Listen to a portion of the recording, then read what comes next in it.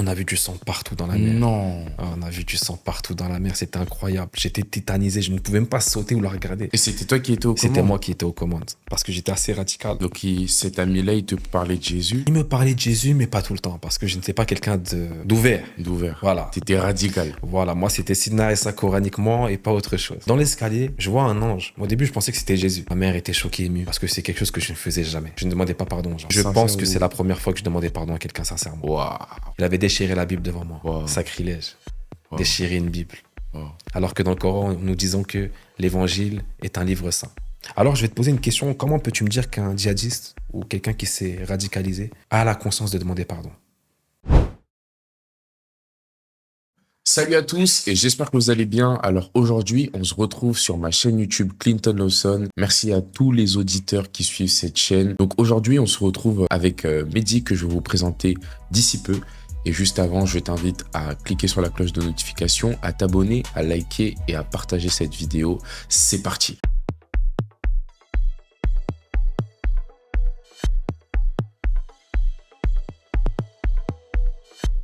Donc aujourd'hui, je suis en présence de mon frère Mehdi, que je vais laisser se présenter en quelques secondes.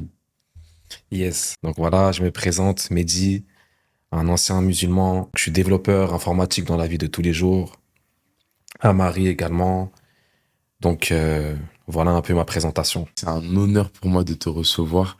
Je me rappelle, les gars, la première fois que j'ai rencontré Mehdi, c'est-à-dire, il dégageait tellement d'amour. Et vraiment, je vous dis la vérité, il dégageait tellement d'amour. Et je parle au passé, mais toujours au présent aussi. Son témoignage est tellement, tellement fort. Mais juste avant, on veut comprendre dans quel type de famille tu as grandi, dans quelle situation familiale tu as grandi, et un peu comment s'est passée ton enfance. Yes.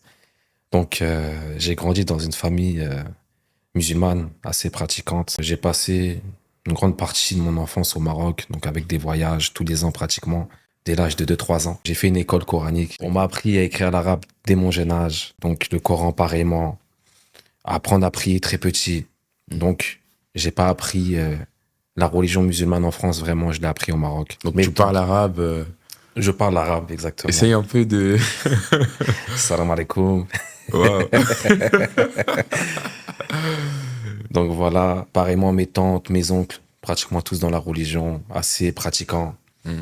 Donc j'ai grandi dans ce cadre-là. Également dans mon quartier, on est pratiquement tous à la mosquée, on priait, etc. On passait l'Aïd ensemble. Donc, donc voilà un peu dans le cadre dans lequel j'ai vécu. Dans une famille musulmane, dans une communauté musulmane, dans un environnement musulman. Donc, tu as vraiment baigné dans ça et tu sais de quoi tu parles, quoi. Tu n'es pas quelqu'un qui n'a pas d'expérience dans ça. Tu étais vraiment dans ce milieu-là, quoi. Yes, exactement. Ok. Et bah maintenant, maintenant tu as donné ta vie à Jésus, tu es chrétien, né de nouveau, tu sers à l'église, tu es aussi pilote, je crois, c'est ça? Yes. Pilote, en gros, pour ceux qui ne savent pas, c'est, comme on peut dire, un mini-pasteur d'une église de maison. Donc, passer de ça à ça, si tu me l'accordes, c'est quand même incroyable.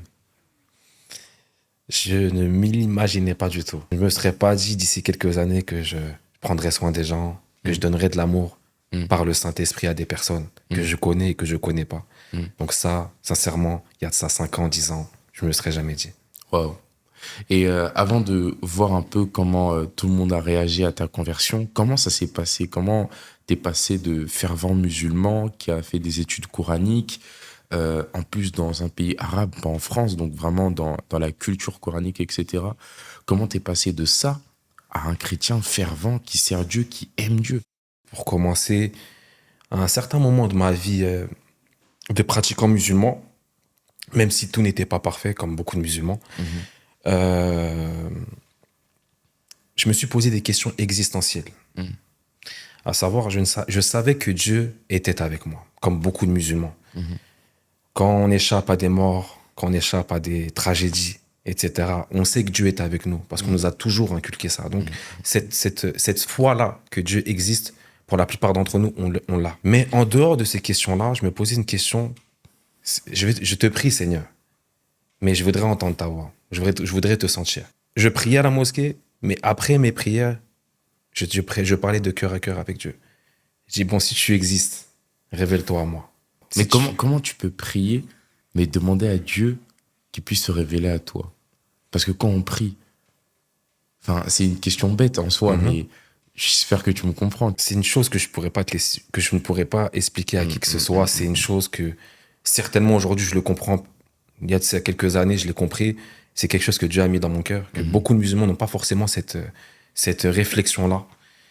Mais à ce moment-là, avec tout ce que j'ai vécu, ce que ma mère ne m'a pas forcément dit, mais m'a raconté, ma naissance n'est pas quelque chose d'ordinaire. Après, je viendrai à ma naissance également. Dieu existe. Donc cette question-là, Wow. on ne l'aborde pas. Mais c'est plus, on prie, mais on ne s'attend pas forcément à une réponse directement de Dieu. On prie, mais on dit Allahu Alam. Voilà, Dieu seul sait pour ceux qui ne savent pas ce que ça veut Ok, dire. moi je savais pas. Ok, Donc, cette réflexion-là, on va dire que ça vient de Dieu. ok. Voilà. Bah, franchement, c'est incroyable parce que de voir maintenant ton intimité avec Dieu, on sent que tu es heureux, on sent que tu as la joie, on sent que tu as la paix, on sent que tu as l'amour, on sent que tu as trouvé ce que tu cherchais. Et comment s'est passée cette transition-là entre je me pose des questions, je prie, je suis musulman, je vais à la mosquée, c'est vrai, mais je sens qu'il y a quelque chose de plus, il y a une relation plus personnelle avec Dieu. Comment tu as réussi à briser ce mur-là? Bah, pour bien faire comprendre à ta communauté, Mm. euh, la Bible dit que l'amour de Dieu est répandu dans nos cœurs par le Saint-Esprit. Amen. Donc, la question va de soi, c'est une fois que j'ai accepté que Jésus-Christ a été donné pour moi, sacrifié pour moi, mort pour moi et ressuscité pour moi, que j'ai accès au Saint-Esprit, que j'ai pu avoir accès au Saint-Esprit. Et cet aspect-là, en tant que musulman, on l'aborde différemment des chrétiens. Pour nous, en tant que musulmans, anciens musulmans, mais pour les musulmans, on dit que Sina Issa, Jésus n'a pas été crucifié. Mais c'est un faux semblant. Mm. Entre guillemets, dans les textes Qu'il a été coraniques. enlevé, etc. Mais avant d'être enlevé, on dit bien que c'est un jumeau, trait pour trait, ressemblant, trait pour trait, qui a été donné à sa place. Mais ce n'est pas le faux semblant qui a été enlevé au ciel, mais c'est Sina Issa qui a été enlevé au ciel.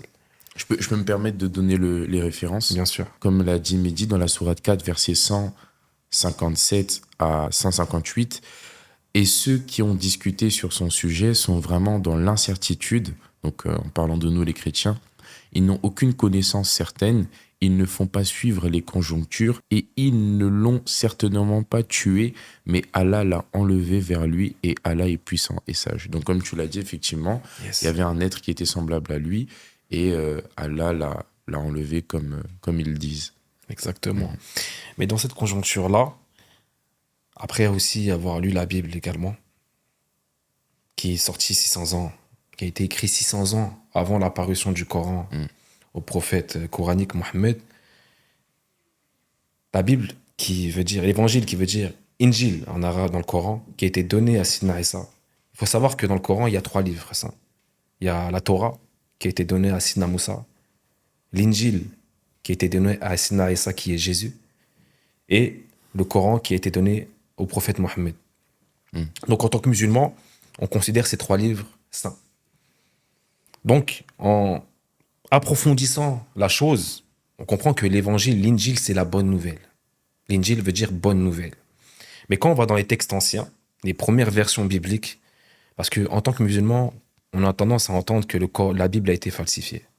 Donc dès que nous parlons de la Bible, directement, Falsifié. on se rétracte, on dit que c'est falsifié. C'est fake. Voilà, c'est fake.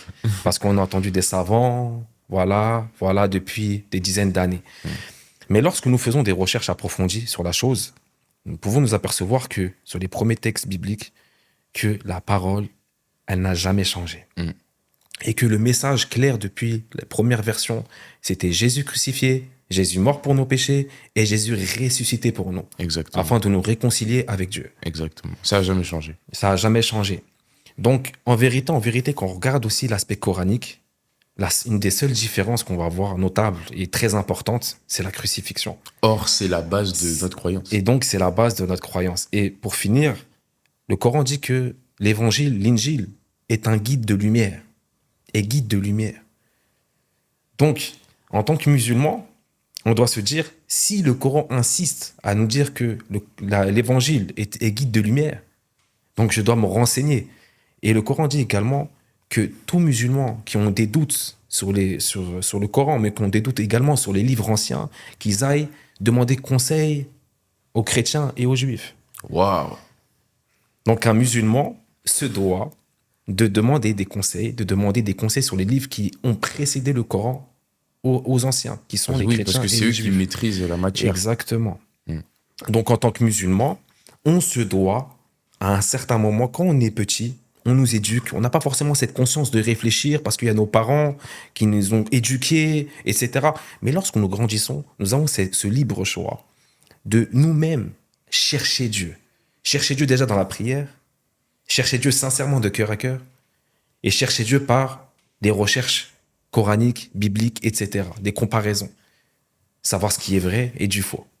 Tu vois un peu? Très bien. Donc, pour répondre à ta question par rapport à l'amour, dès que j'ai eu cette rencontre-là, après j'en viendrai après sur mon témoignage, dès que j'ai eu cette rencontre avec le Saint-Esprit, dès que j'ai eu cette rencontre avec Jésus-Christ, mais au travers de l'Esprit Saint, ma vie a totalement changé. Waouh. L'amour de Dieu est rentré en moi, je ne pourrais pas le décrire, mais l'amour de Dieu est rentré en moi. Parce que mes parents, bien ils m'aiment toujours, mais à leur façon, bien qu'ils m'ont toujours aimé, mais avec des défauts. Pareillement pour ma sœur, pareillement pour les membres de ma famille, pareillement pour des gens qui sont proches de moi. Aucun homme n'a su me donner ce que Dieu m'a donné à ce moment-là. Tu sais, Mehdi, j'ai parlé avec toi, pour ceux qui ne le savent pas, en backstage, et tu me disais qu'à de nombreuses reprises, tu as failli mourir. Yes. À de nombreuses reprises, des gens ont essayé de t'ôter la vie. Et quand tu me racontais ça, je me suis dit, mais sa vie, c'est un film. Vraiment, sa vie, c'est un film. Et est-ce qu'il y a eu de représailles suite à ta conversion? Bien sûr, à plusieurs reprises. Et comment tu as vécu ces choses? Est-ce que tu étais préparé à ce que donner ta vie à Jésus allait avoir autant de représailles et de persécutions? Préparé à 100%, non. Mais préparé pour moi-même, oui. Je pourrais dire que à 80%, oui. Mais préparé pour des gens dans ma famille qui n'étaient pas chrétiens et qui n'ont pas donné leur vie au Seigneur, pas du tout. Donc, pour répondre à ta question, oui, j'ai subi des représailles. Déjà, on va dire familialement, une grande division, une grande séparation avec la famille. Je pense que beaucoup de musulmans qui se sont convertis sont passés automatiquement par là. Donc, ma famille s'est séparée de moi. Mon père m'avait viré de la maison à un certain moment. Waouh. Mais Dieu a placé ma mère pour me ramener à la maison. Donc, au travers de ma mère, je suis rentré à la maison. Et du coup, jusqu'à aujourd'hui, jusqu'à mon mariage, jusqu'avant mon mariage, j'ai vécu avec mes parents pendant à peu près 10 ans. Donc, ma famille au Maroc, pareillement, de l'hypocrisie, de la sorcellerie, voilà, on va pas rentrer en détail. Wow. Donc, énormément de choses au niveau familial. Donc, moi-même, je me suis séparé de ces personnes-là. Et eux-mêmes se sont séparés de moi. Ce qui n'est pas normal. Tu le comprends bien. Très bien. Mais la Bible dit que celui qui veut suivre Jésus renonce à lui-même, porte sa croix et qu'il le suive. Et il y a un autre verset également qui dit que Jésus n'est pas forcément venu apporter la paix, mais l'épée. Séparation entre le monde et lui. Ce qui nous ramène vers le monde et ce qui nous ramène vers lui. Donc Dieu met une séparation entre ce qui nous bloque à venir totalement à lui. Amen. Donc des fois, Dieu permet à ce qu'il y ait une séparation avec des gens de ta famille ou avec des proches pour que tu puisses te donner totalement à lui. Donc c'est ce qui s'est passé pour moi. Au début, je ne le comprenais pas forcément totalement.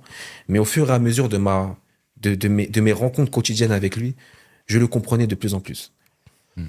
Et après, il y a le quartier, qui est un sujet sensible également. Oui, parce que tu as grandi dans un quartier où tout le monde savait que Mehdi, c'est un musulman, Mehdi, c'est notre frère, mosquée, tout ça. Waouh! Mais j'imagine pas comment ça devait être dur, sincèrement. Yes, très dur. En tout cas, vraiment, on n'a pas envie de spoiler, donc on va vraiment partir à la source de comment ça s'est passé. Mais comprenez vraiment l'émotion, parce que c'est incroyable de le voir comme ça aujourd'hui, je vous assure, c'est un chef-d'œuvre. Et donc, comment tu t'es converti? Clairement, comment tu as rencontré le Seigneur Jésus pour entrer dans ton témoignage?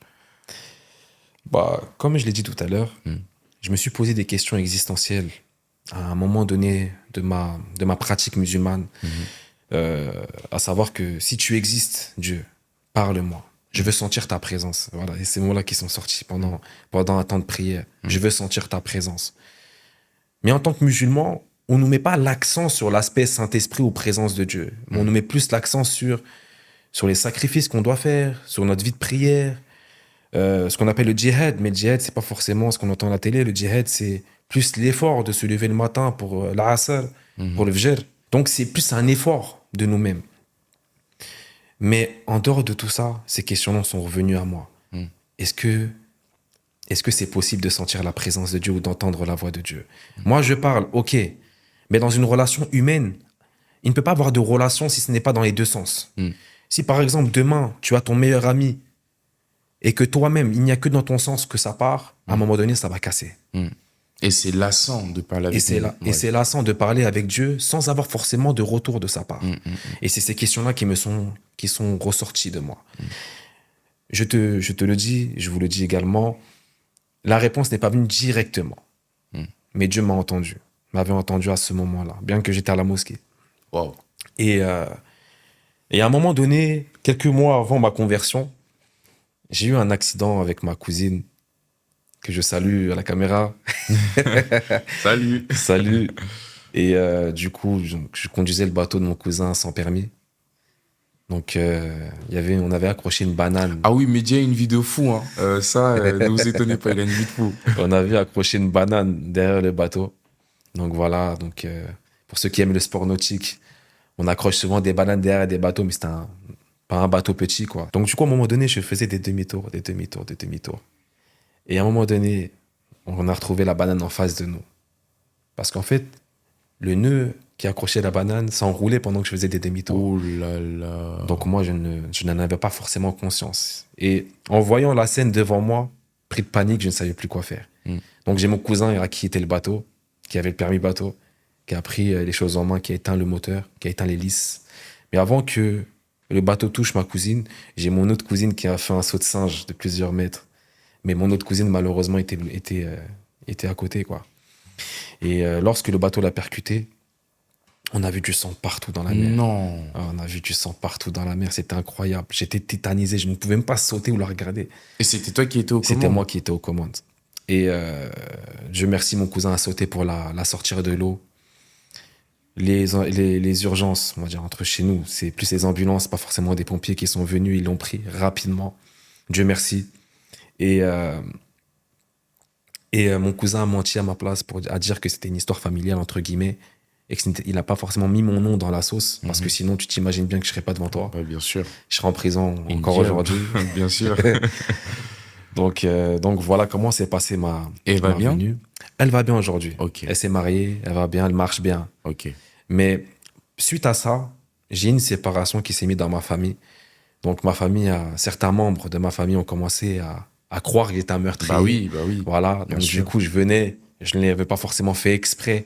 Déjà que je me culpabilisais moi-même par rapport à ce qui s'était passé. Et du coup, il y avait une sorte de séparation qui s'est installée automatiquement.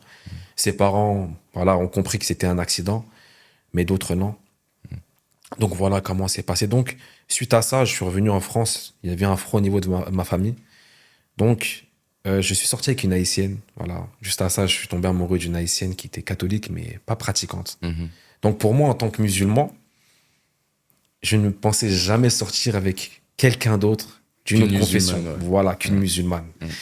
Donc, du coup, on était tombé amoureux pour la première fois pour ma part. Wow. Donc voilà, moi, je ne tombais pas forcément amoureux des gens. On jouait seulement. Mon cœur a commencé à s'ouvrir sans m'en rendre compte. Elle m'a pas forcément parlé de Jésus comme il se doit. Mais mon cœur s'ouvrait sans m'en rendre compte. Et à un moment donné, Dieu a permis à ce que quelque chose arrive à son frère dans son quartier. Et elle n'avait plus la tête à être dans une relation. Ok. Donc son frère était menacé entre guillemets de mort. Donc du coup, on n'avait plus la tête à ça. Donc il y a eu une séparation qui s'est mise, séparation, on se remet ensemble, etc. Et à un moment donné, j'ai mon ami chrétien, donc je vais en parler, qui n'a jamais lâché le morceau. Donc pour sa part, il a eu beaucoup de courage à demeurer fermement, à insister, à ne pas lâcher prise, parce que j'étais assez radical. Donc cet ami-là, il te parlait de Jésus, c'est ça? Il me parlait de Jésus, mais pas tout le temps, parce que je n'étais pas quelqu'un d'ouvert. D'ouvert. Voilà. T'étais radical. Voilà, moi, c'était Sidna Issa coraniquement et pas autre chose. Waouh. Et en plus, donc en fait, là, si je comprends bien, t'es sorti avec une haïtienne Yes, qui a quand même disposé un peu ton cœur à entendre parler de Dieu, yes. mais tu restais quand même radical. Voilà, c'est ça. Et ensuite, ça a enchaîné avec un ami haïtien toujours. Voilà, toujours haïtien. Mais tu dois aimer l'Haïti, Ah, toi, j'aime maintenant. Haïti. Et du coup, tu rencontres un ami haïtien Yes, qui, après cette relation, commence à te parler de Jésus. Mais exactement. tu restes ferme. Je reste toujours ferme. Mm. Mais à un moment donné, il me parlait de Jésus. Et il m'a parlé dans la voiture, bien que cet ami n'était pas forcément à ce moment-là Mm. totalement à fond avec Dieu. Mm. Voilà, Wow. c'était mon mentor, entre guillemets, un mentor pour les femmes. Ok. Un moteur bancal, mais Voilà, utile à Dieu. utile à Dieu. Et il m'a parlé de Jésus. Et je ne savais pas qu'il priait pour moi en amont. Ça, j'en viendrai juste après. Wow. Et du coup, à ce moment-là, j'étais totalement silencieux. Inhabituel, quelque chose d'inhabituel. Mais silencieux, je l'écoutais parler. Je ne réagissais pas. J'étais pas énervé. Et quand mon ami a vu cette situation-là, donc il a insisté, il est parti plus loin. Il a demandé à pouvoir prier pour moi. Mm. Est-ce que je voulais accepter Jésus? Donc ma réponse était oui. Je ne sais, pour te dire, aujourd'hui, pour d'autres personnes, cela est incompréhensible. Et je vais en venir à là. Donc je suis monté dans la cage d'escalier de mon quartier, là où j'habitais. Donc il y a plusieurs paliers, donc j'étais dans un autre palier. Et du coup, il prie pour moi. Donc il me dit, voilà, Mehdi, est-ce que tu veux accepter Jésus? J'ai dit oui. Donc Et on tu a sais fait pas la pourquoi prière. tu dis Je ne oui? sais pas pourquoi. Je ne pourrais pas t'expliquer. Il n'y a pas eu de déclic. Mon C'était- cœur a été ouvert. Mon Ouais. cœur a été ouvert, je ne pourrais pas te le dire. À ce moment-là, mon cœur est entre les mains de Dieu. Wow. Donc du coup, j'accepte Jésus. Mm. Il prie pour moi. Et ce qu'on appelle le parler en langue. Donc pour certains, c'est un peu extraterrestre. Mhm. Mais le parler en langue, c'est une langue par laquelle le Saint-Esprit s'exprime. Voilà. C'est la langue du ciel. Dieu est esprit, donc voilà. Et j'ai commencé à parler en langue. Le Saint-Esprit est descendu sur moi et j'ai parlé en langue. Donc, attends, tu acceptes Jésus J'accepte Jésus. et automatiquement, le jour même, tu es baptisé Je suis baptisé du Saint-Esprit. alors que tu es un fervent musulman Un fervent musulman qui n'a jamais pris la décision d'accepter Jésus réellement dans son cœur. et tu es baptisé du Saint-Esprit. Baptisé du Saint-Esprit. En mode rababa. Exactement. Waouh. Donc, quand ça s'est passé, je ne savais pas que l'Esprit Saint était rentré en moi parce qu'en vérité, je ne savais pas ce que la Bible disait. Donc, je commençais à pleurer, pleurer, pleurer, pleurer, pleurer. Quelque chose d'inhabituel. Et dans cette expérience-là, mes yeux sont ouverts et mes oreilles sont ouvertes. Donc, pour certains, il y en a qui vont me dire j'étais drogué, j'étais alcoolisé à ce moment-là parce que j'étais un ancien drogué également. Mais j'étais totalement bien à ce moment-là. Et mes oreilles et mes yeux sont ouverts. Donc, j'étais avec lui. Lui ne voyait pas ce que je voyais, n'entendait pas ce que j'entendais. Donc, quand je fermais mes yeux, j'étais dans la cage d'escalier toujours. Mais il y avait un corridor, un escalier blanc qui descendait du ciel dans des nuages jusqu'à ma cage d'escalier. Donc, le plafond était ouvert. Et tu vois ça. Et je vois ça. Mais dans l'escalier, je vois un ange. Au début, je pensais que c'était Jésus. Donc, je vois un ange en blanc. Je voyais pas son visage. J'entendais juste des ailes autour de lui. Je voyais des ailes derrière lui. Et il descendait en robe blanche. Donc, il descendait. Donc, à un moment donné, quand il s'approchait de moi, cet ange-là faisait à peu près, je dirais, 15 à 20 mètres. Voilà. Je ne Waouh. pourrais pas le mesurer, mais il était assez immense. Et quand il est descendu vers moi, il s'est incliné. Quand je dis s'incliner, il a mis ses deux bras sur mes épaules. Physiquement, spirituellement et physiquement. Tu l'as senti. Et je l'ai quoi. senti physiquement. Mm. Et quand il a posé ses mains sur moi, je suis revenu à moi-même. Et j'ai commencé à pleurer. Le Saint-Esprit était sur moi à ce moment-là. Waouh. Et à ce moment-là, tous les démons, toutes les oppressions, la folie, tout ce qui est meurtre, tout ça est parti à ce moment-là. Et je ne le savais pas. T'as été délivré. quoi. J'ai été délivré de toute chose. Parce que avant cette expérience, dans ton enfance, dans ton adolescence, t'as vécu une vie à 100 à l'heure, quoi. Il y en a qui ont vécu plus de choses que moi, il y en a qui ont fait plus grave que moi. Mais on a fait beaucoup de choses. On a fait du mal à beaucoup de femmes. Voilà, on a fait du mal à beaucoup de personnes également. Beaucoup de personnes jusqu'à aujourd'hui peut-être m'en veulent encore aujourd'hui. Oh. Et moi, cauchemar. Voilà. Donc Dieu a pris les choses folles de ce monde que personne ne regardait Pour confondre les pour sages. confondre les sages. Incroyable. Et pour finir sur ma rencontre avec le Seigneur, donc quand je suis parti, il m'a passé une Bible, mon ami. Donc je suis parti chez moi, cacher la Bible en dessous de mon matelas pour pas que ma mère le Ah bah découvre. oui. Voilà, il faut cacher la conversion. Bah oui, bah oui. Mais à ce moment-là, sache-le, je n'étais pas converti totalement dans mon cœur. Tu te considérais toujours comme musulman Toujours comme un musulman. et tu te sentais juste qu'il y avait quelque chose qui avait été ouvert dans ton Voilà, cœur. mais sans plus. Ouais. Et c'est quelque chose d'incroyable. Bah oui. Je pense que beaucoup de chrétiens même auraient voulu vivre ça. Mm. Mais à ce moment-là, quand je suis parti dormir, c'est comme si on m'avait vidé de mes souvenirs. Tu te souvenais plus de Je me rien. souvenais pratiquement plus de ça. Donc ça veut dire que tu vis toutes ces Je choses. vis toutes ces Le choses. soir même, tu t'endors, t'oublies Exactement. tout. Donc, Comme si quelqu'un est venu tout prendre, quoi. tu as tout compris. Waouh. Donc, du coup, je suis parti à la salle de musculation. Donc, à ce moment-là, j'étais assez sportif. Mm. Donc, je veux fumer, toujours dans la cigarette. Donc, je fumais énormément, 2 paquets de cigarettes par jour environ. Donc, drogué, pareil, alcool, pareil. Donc, du coup, à ce moment-là, je veux fumer et je sens un mur dans ma gorge. C'est Un quelque mur. chose d'incompréhensible à comprendre. Un mur.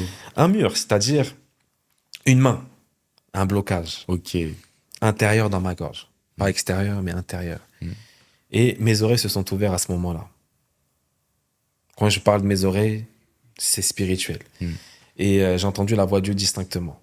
Distinctement Un comme, oracle. comme on parle, toi et moi. Donc une voix à l'extérieur de toi. À l'extérieur de moi et intérieur. Purée. Les deux à la fois. Et j'entends cette phrase qui me dit, mon fils, jette ce paquet de cigarettes. Il n'est pas bon pour toi. Eh ben, dis À donc. 3 reprises. Mais à la 3e reprise ou la 2e reprise, Dieu m'a montré un flash de ce qui s'était passé hier dans la cage d'escalier. Donc à ce moment-là, je savais que c'était Jésus qui me parlait. Mm. Et là, bam, tout est revenu. Mes souvenirs, tous En mode sont venus. flashback. Tous sont venus. Et à un moment donné, j'ai commencé à prendre peur. Parce que je n'ai pas l'habitude de ce genre de choses. J'ai commencé à prendre peur, donc naturellement, par la peur, pas par conversion, pas par amour, mais d'abord par peur, je me suis converti par peur. Donc je suis parti dans la poubelle, j'ai tout jeté. Cigarettes, tout ce qui peut concerner la fumette. Donc je suis rentré chez moi, pareil. J'avais cadenassé. T'es allé à la salle? Je sais même plus. Sincèrement, Tellement cette expérience-là, c'était- voilà. Je suis rentré chez moi, bouteille d'alcool, pareil. T'as tout Que j'avais jeté. cadenassé, parce qu'on était obligé de cadenasser. Mm. Donc j'ai tout jeté. Et je suis parti demander pardon à ma mère également, parce que j'étais un enfant assez violent. Assez gentil, mais contradictoire aussi assez violent. Donc j'étais emprisé de beaucoup de démons. Donc Ça t'arrivait d'être violent des ça fois? m'arrivait d'être violent. Donc pour nous musulmans, les parents, c'est très très important. Mais c'était quelque chose de plus fort que moi. Quand j'étais petit, j'avais giflé ma mère. Wow. Et Et ma tu mère- t'en voulais? Et je m'en voulais également, mais ma mère ne m'avait jamais pardonné vraiment. Donc à ce moment-là, je ne savais pas que la Bible disait de demander pardon. Je n'avais pas forcément lu la Bible. Et à ce moment-là, j'ai eu ce sentiment d'aller demander pardon à genoux à ma mère. Donc je suis parti demander pardon à ma mère. Ma mère était choquée, émue, parce que c'est quelque chose que je ne faisais jamais. Je ne demandais pas pardon aux gens. Tu l'avais déjà demandé pardon? Je sais pas. Je Tu penses que c'est la première fois où c'était Je sincère pense que ou- c'est la première fois que je demandais pardon à quelqu'un sincèrement. Waouh. Purée, mais c'est deep hein, ce que tu nous dis là. Et ma mère en pleurait, avait été émue par rapport à cet acte-là. Et après cet acte-là, ma mère a commencé à chercher qu'est-ce qui se passe dans la vie de Betty. Mon fils a changé. Voilà. Ok. Et c'était le déclic de la recherche de ma maman. Mm, Donc, suite à ça, ma mère a commencé à chercher ce qui n'allait pas. Est-ce que c'est la drogue? Est-ce qu'il est tombé amoureux? Qu'est-ce qui lui est arrivé? Donc, moi, je m'enfermais dans ma chambre, je priais.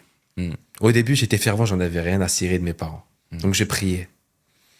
Et ma mère se mettait, tu vois, les petits trucs de volet. Ouais. Il y avait soit ça, soit le verrou de la porte, il y avait un petit trou comme ça. Et elle guettait. Elle guettait, elle entendait, se mettait à côté de la porte pour entendre et voir ce que je faisais. Donc, elle et ma sœur, à un moment donné, ont commencé à... D'abord ma mère, après ma sœur. À s'intéresser. Ah tiens, Mehdi, il a changé. Il On va- demande pardon, Il demande s'énerve pardon. plus. On va chercher à savoir qu'est-ce qui se passe. Donc, à un moment donné, ma mère découvre la Bible dans la chambre. Oh. Là, c'est le début de toute chose. Ma mère se pose des questions, commence à vouloir me faire revenir dans l'islam. Mais il y a l'autre aspect, le changement. Donc, Donc, elle est contente que tu elle est changes. contente que je change, mais pas de ta décision. mais le contexte musulman fait que non, il faut revenir dans l'islam. Donc ma mère, à plusieurs reprises, a essayé de me faire venir dans l'islam, ce qui n'a pas marché, bien sûr. Et mon père l'a su par la suite. Donc quand mon père l'a su par la suite, Là, c'est autre chose. ça a été autre chose. Il m'avait donné une voiture. Et j'avais mis la Bible dans la voiture. À un moment donné, il est descendu dans la voiture, il a découvert la Bible dans la voiture. Donc il est rentré chez moi, il voulait me virer de la maison. Il avait déchiré la Bible devant moi. Wow. Sacrilège. Wow. Déchirer une Bible. Wow. Alors que dans le Coran, nous disons que l'évangile est un livre saint. Mm. Il a déchiré la Bible, m'a viré de la maison. Et c'est à partir de ce moment-là, familialement, que tout a commencé. Wow. Pareil dans le quartier. Pour répondre aussi aux questions précédentes, pareil dans le quartier. Pour ceux qui se posent la question, et dans le quartier, comment ça s'est passé? Comment ça s'est passé, clairement? Voilà. Donc, du coup, il y a eu une division également dans mon quartier. J'ai eu un ami qui a appris la conversion et qui l'a murmuré à tout le monde. Bah oui, parce que tu étais quand même connu dans ton quartier. Assez connu, quand même. Ouais. Non, c'est pas seulement dans mon quartier, mais dans d'autres quartiers également. Et ça s'est su rapidement. Et du coup, beaucoup de personnes se posaient des questions. Mais attends, en nous connaissant Mehdi fou, il y avait des légendes qui se disaient sur moi. J'étais pas le plus fou, hein. Il y a plus que moi. Mais je faisais des choses aussi anormales. Donc, pour te donner une petite anecdote de la folie que j'avais, j'ai passé le bac. J'étais parti au Maroc, juste après le bac. Ma mère m'appelle. Il y a les rattrapages. Viens. Et là, tu cours. Non. J'ai dit à ma mère, faut me laisser tranquille, je suis en train de bronzer. Donc, attends, donc, au lieu d'aller. Au lieu de passer le bac, je suis resté en train de bronzer. Donc, mon cousin, Jesus. un de mes cousins assez touché aussi également, m'a dit, faut partir, je vais te payer ton billet. J'ai dit non, je reste ici, je suis bien. Je suis dans mon élément. Et dans ma ville, c'était un peu quelque chose d'inhabituel. Ah, tu m'étonnes, voilà. bien sûr. Donc, c'est pour te parler un peu aspect folie que j'avais également. Donc, lorsque j'ai eu ma rencontre, tout a changé. Toutes ces choses-là sont parties. La colère, les envies de meurtre, la drogue, l'alcool, les femmes, tout est parti. Je vais même te dire une petite anecdote, j'ai supprimé tous les numéros. De qui? Tout le monde s'est séparé de moi. En fait, Dieu lui-même a mis une séparation avec tout le monde. Même les gens qui étaient proches de moi. Indirectement, sans le savoir. Une séparation. Je me suis retrouvé pratiquement seul. Alors j'étais entouré de beaucoup de personnes. Du jour au lendemain. Donc, effectivement, ma conversion a été très, très difficile. Très douloureuse, très difficile. Solitude. La peur. T'avais pas d'église? J'avais une église. J'ai duré 3 ans là-bas. Mais dans le quartier, il faut savoir que j'ai eu beaucoup de représailles. Physiquement et spirituellement. Quand je parle de spirituellement, je parle de beaucoup de personnes qui tentaient à me faire du mal, à me mettre dans le coffre. J'ai eu des échos. On ne devait plus me retrouver. On devait me mettre dans un coffre déchiqueté. Ou un autre, je me rappelle, bon, je ne donnerai pas le nom par sujet de confidentialité. J'ai eu un ami à moi, un Marocain de la même ville que moi, qui s'était radicalisé. Et son frère, pas forcément, mais avait à peu près le même esprit que lui à ce moment-là. Donc je les ai rencontrés en bas de chez moi. Et je suis parti leur serrer la main naturellement. Et à ce moment-là, c'était plus lui qui était là. Donc, je me suis fait éclater. Bien que je pouvais répondre, hein, mais Dieu ne voulait pas que je réponde. Et écrasement de tête, tout ce que tu veux. J'avais un ami qui était avec moi à ce moment-là. Lui-même n'a pu rien faire. Et t'es sûr à ce moment-là que c'est à cause de ta conversion? C'est à cause de ma conversion et que ma conversion. Donc, du coup, je me suis retrouvé aux urgences. Bien évidemment, ces personnes-là m'ont menacé de venir tirer à la maison à la calage. Sur ma famille, pas forcément sur moi. Parce qu'à ce moment-là... Et tu penses qu'ils pouvaient le faire? Bien sûr, c'était ce qui devait se passer. Parce que je sais qui est calibré pratiquement dans mon quartier. Je sais qu'à côté de chez lui, il y a telle personne qui... voilà. Donc, à ce moment-là, il y avait cette peur-là qui montait. Ma mère, mon père, ma sœur ne méritent pas ce sort-là parce qu'ils n'ont pas accepté, n'ont pas à payer le prix que moi je dois payer. C'était pas forcément pour moi. Moi, j'étais prêt à mourir. Mais eux, non. Donc, du coup, c'est cette peur-là qui est montée. Le soir même, j'étais dans le camion de pompiers. J'ai dit à ma mère que demain, il y a des grands quartiers qui vont se mêler de l'affaire et qui vont arranger l'histoire que je ne connais même pas.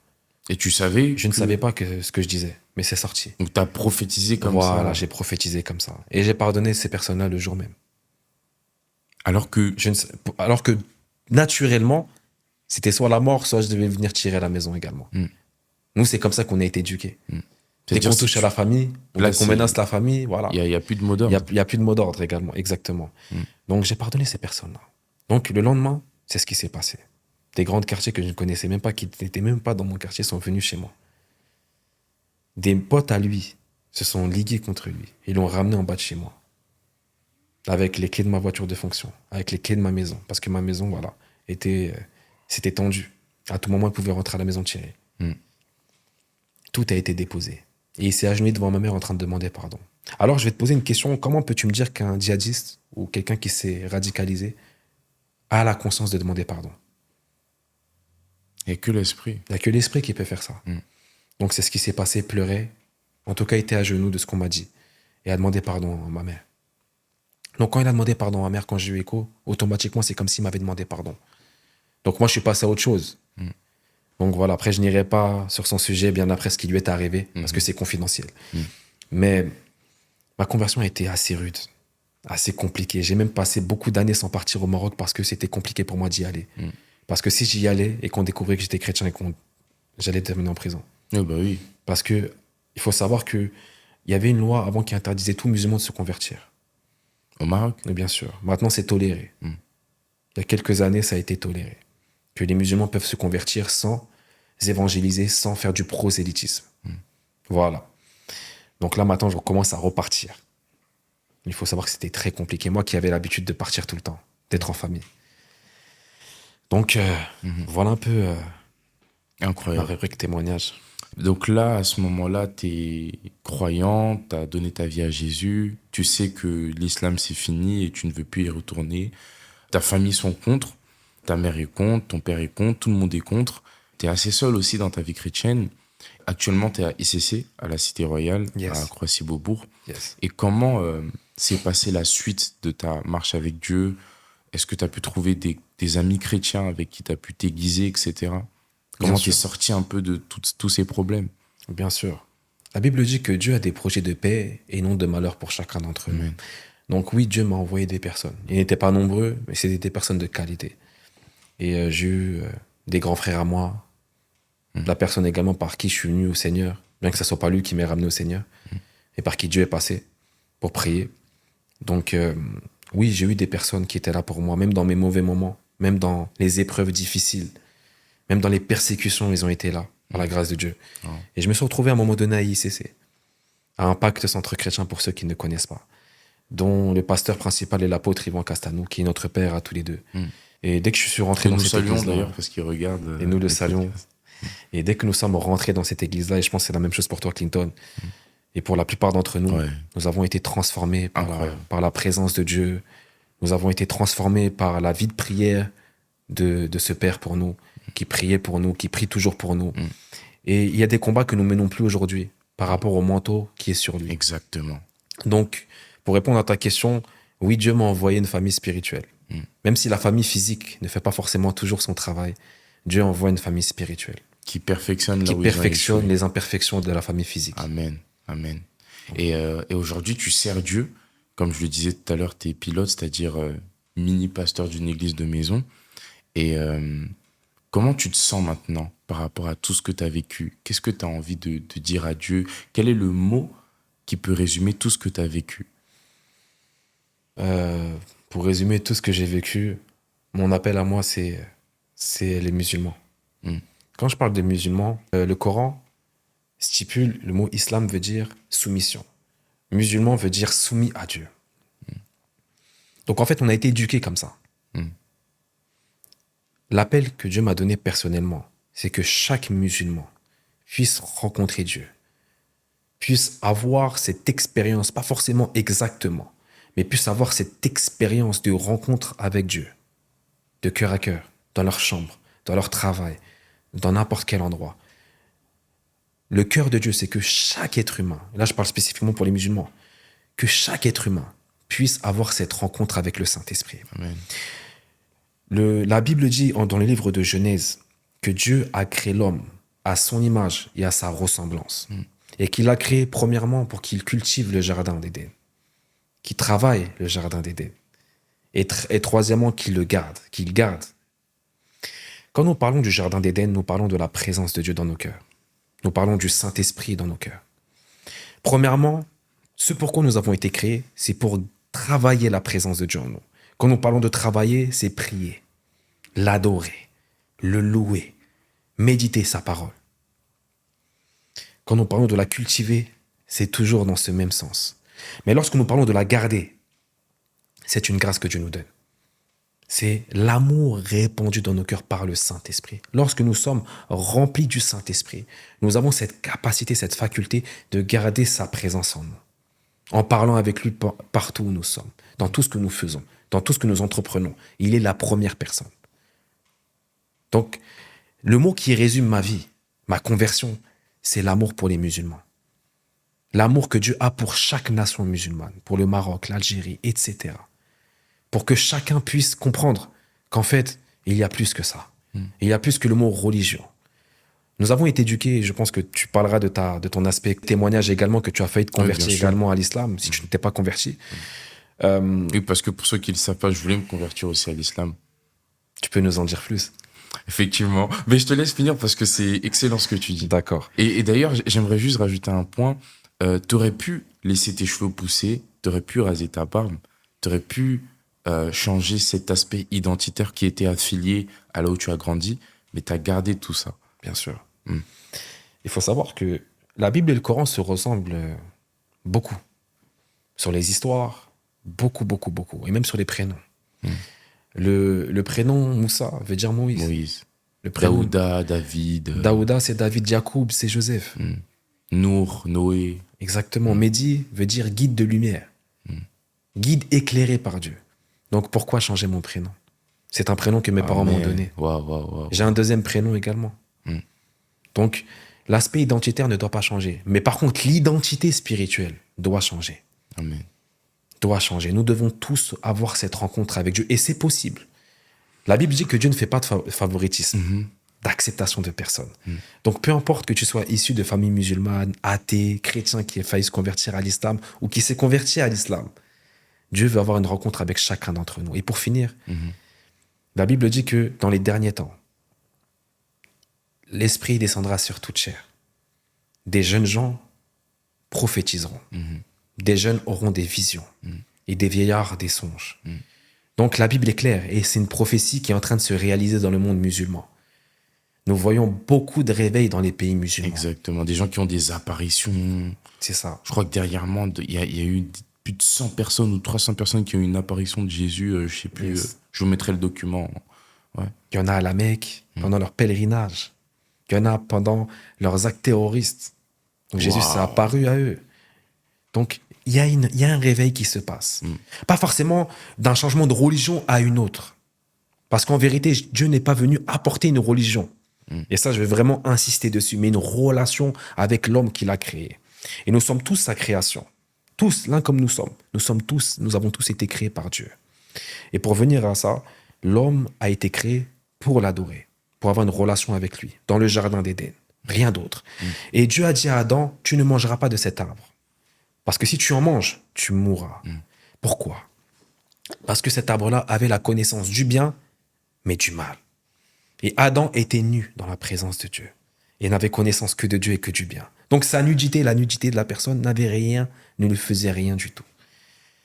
Mais lorsqu'il a mangé de ce fruit à cause de sa femme, également à cause de lui, il a été séparé de Dieu. Et par rapport à l'acte du premier homme qui a été créé par Dieu, nous avons tous été punis. L'homme avant vivait des centaines d'années. Si on va dans les textes bibliques. Mais à cause de cet acte-là, nous avons été punis. Maintenant, nous vivons maximum 120 ans. La femme souffre par l'accouchement. Donc, à cause d'Adam, nous avons reçu chacun d'entre nous la nature adamique. La chair, ce qu'on appelle la chair, les 5 sens.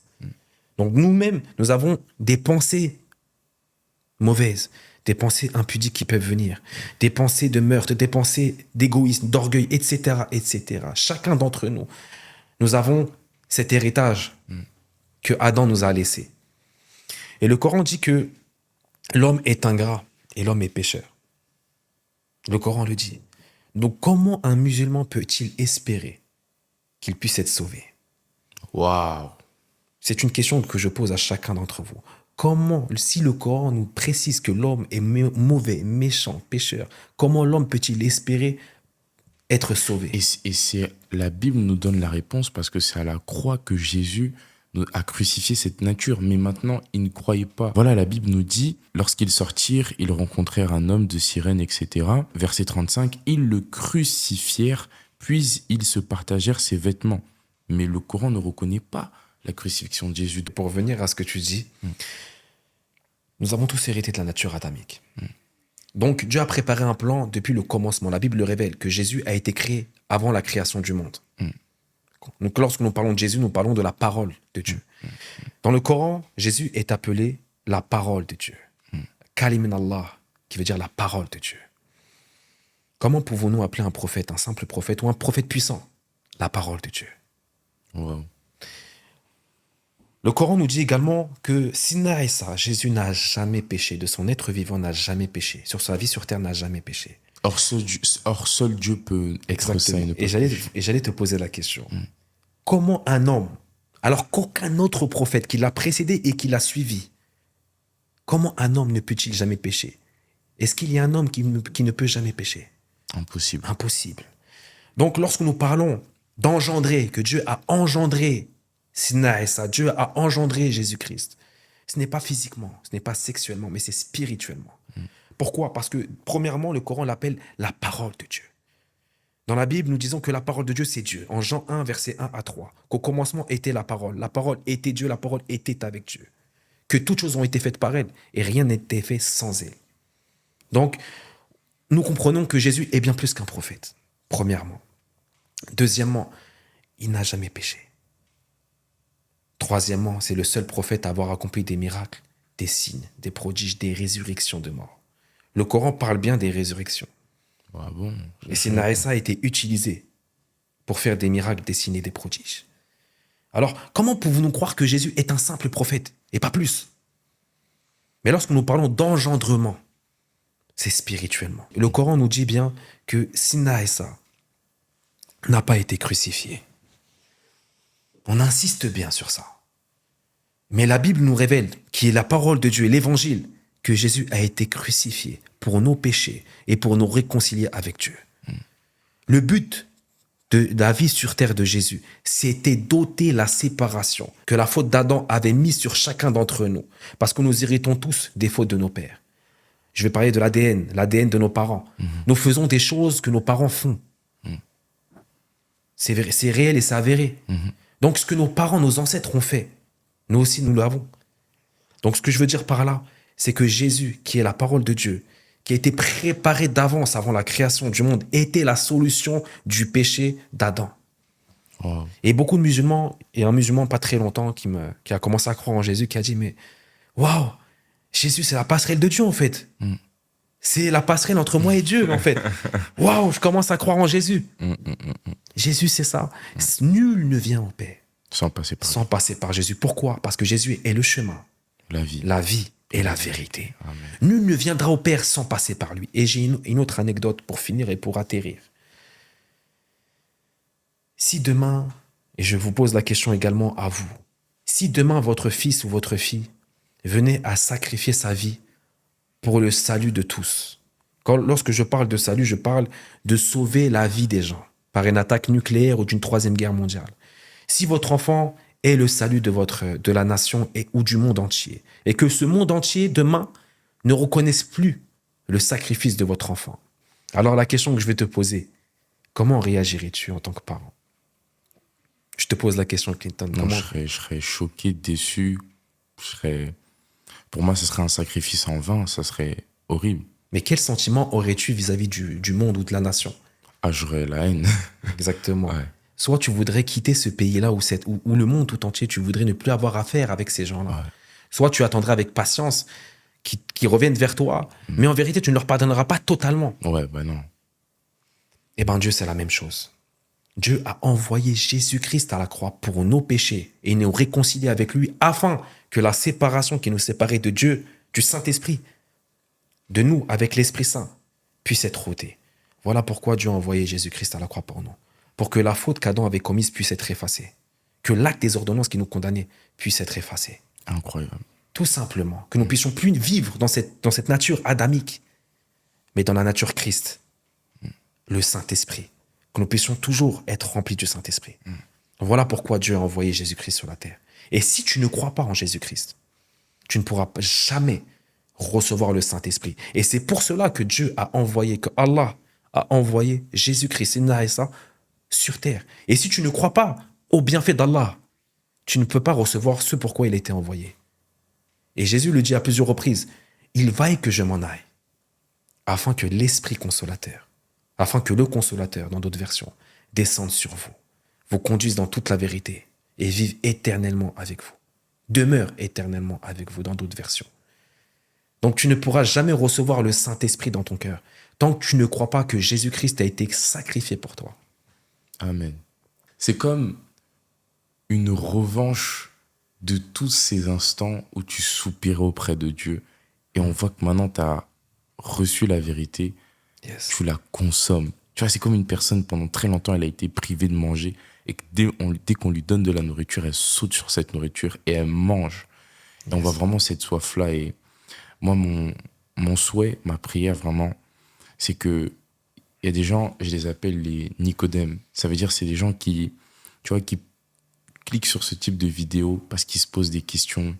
Ils ne veulent pas forcément être exposés à aller poser des questions au grand public pour être jugés, etc.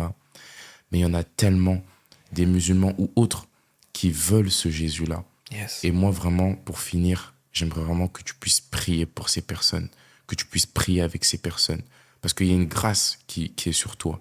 Tu sais ce que ces personnes traversent. Tu sais les questions que ces personnes se posent. Yes. Et par ta prière, tu peux changer quelque chose. Exactement. Donc vraiment, si tu te posais des questions par rapport à ta religion, par rapport à l'islam, et qu'à travers la vie de notre frère Mehdi, tu as pu trouver des réponses, je pense vraiment que par sa prière, le Seigneur pourra faire quelque chose pour toi.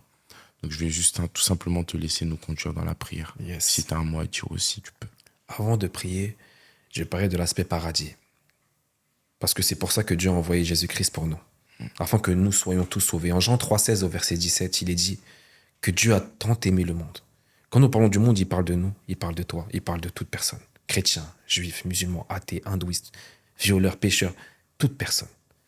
Il a tant aimé le monde qu'il a donné son Fils unique, afin que quiconque croit en lui ne périsse point, mais ait la vie éternelle.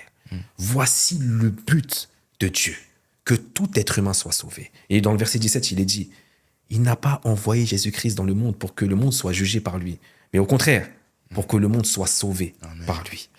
Lorsque nous parlons du paradis coranique, nous voyons qu'il y a certaines phases charnelles qui sont dites, malheureusement. Vierges. Des femmes vierges également.